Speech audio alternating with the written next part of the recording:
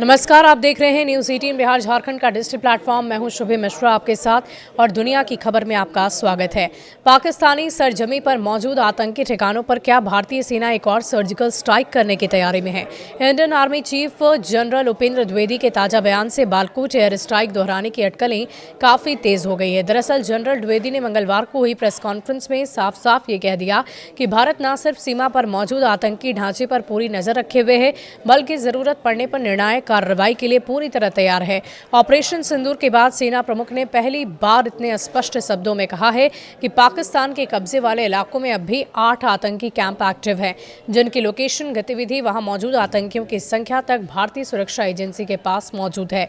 यही वजह है कि रणनीतिक हलकों में इसे बालाकोट 2.0 के पुख्ता आहट के तौर पर देखा जा रहा है। सेना प्रमुख ने टेरर कैंप्स पर क्या कहा है वो भी आपको बता दें। जनरल द्विवेदी ने बताया कि भारतीय सेना की जानकारी के अनुसार सीमा पार कुल 8 आतंकी कैंप इस वक्त एक्टिव है, लाइन ऑफ कंट्रोल के उस पार हैं, जब 2 कैंप अंतर्राष्ट्रीय सीमा आईबी की दूसरी स्थित है।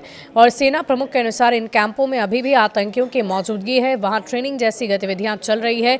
उन्होंने साफ कहा कि भारतीय सेना इन सभी कैंप्स पर कड़ी नजर बनाए रखे है, गतिविधि को बारीकी से मॉनिटर किया जा रहा है। अगर दोबारा किसी भी तरह की आतंकी हरकत होती है तो भारत अपने इरादे को जरूर अंजाम देगा। सेना प्रमुख के इस बयान को इसलिए भी अहम माना जा रहा है क्योंकि उन्होंने न सिर्फ आतंकियों की संख्या बताई बल्कि वहां मौजूद आतंकियों के आंकड़े सामने रख दिए। उनके अनुसार इन कैंप्स में करीबन 100 से 150 आतंकी मौजूद हैं। भारतीय एजेंसियों के पास सिर्फ लोकेशन ही नहीं बल्कि ग्राउंड रियलिटी की भी सटीक जानकारी है। यही वो स्थिति है जिसे सैन्य रणनीति की भाषा में एक्शन मोड इंटेलिजेंस कहा जाता है।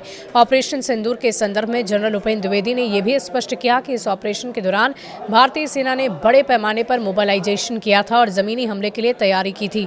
हालांकि उन्होंने ये भी कहा कि इस मोबिलाइजेशन का पूरा ब्यौरा क्लासिफाइड है, लेकिन इतना जरूर बताया कि सेना ने पर्याप्त स्तर तक अपनी तैयारियों को अंजाम दिया। ऑपरेशन सिंदूर के दौरान जो फॉरवर्ड मूवमेंट हुआ था उसे director general of military operations agreement के तहत चरणबद्ध तरीके से कम किया गया। यह प्रक्रिया अचानक नहीं बल्कि एक तय समय सीमा के भीतर पूरी की गई, जिसे मई के अंत तक पूरा किए जाने की योजना थी। जनरल ने 2 टूक शब्दों में कहा कि ऑपरेशन सिंदूर अभी भी जारी है। इसका सीधा मतलब है कि भारतीय सेना की आंख और कान यानी खुफिया निगरानी पूरी तरह से एक्टिव है। लाइन ऑफ कंट्रोल से लेकर अंतर्राष्ट्रीय सीमा तक हर गतिविधि पर नजर है। ऑपरेशन सिंदूर के तहत जो भी कार्रवाई करनी है उसकी पूरी तैयारी है, यानी अगर हालात बिगड़ते हैं तो भारत किसी भी तरह की तत्कालिक तैयारी की जरूरत उसे नहीं पड़ेगी।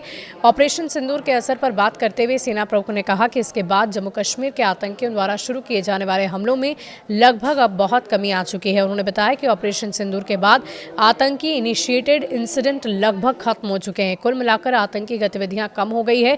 उन्होंने ये भी स्पष्ट किया कि इसका मतलब नहीं है कि जम्मू कश्मीर में सेना की तैनाती या दबाव में कमी रखी गई है। दबाव पहले जितना ही है। सेना प्रमुख ने यह भी संकेत दिए कि पाकिस्तान से राजनीतिक बयानबाजी और कट्टरपंथी संगठनों की शह देने की प्रक्रिया अब भी जारी है। उनके हिसाब से पाकिस्तान पूरी तैयारी कर रहा है।